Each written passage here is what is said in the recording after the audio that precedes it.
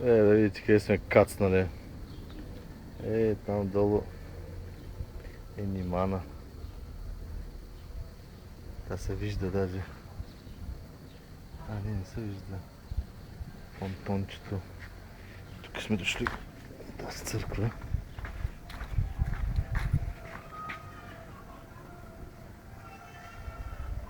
На върха на Глоста. Много интересно селце.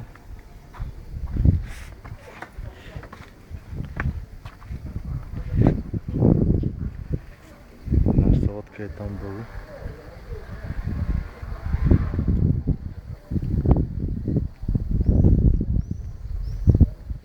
И сега ще отидем на плаж. Маничко.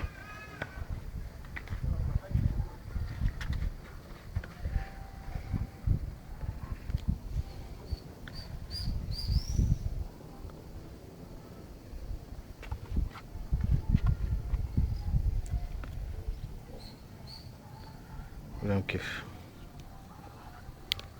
За щастие прогнозите за силен вятър не се сбъднаха и времето е хубаво.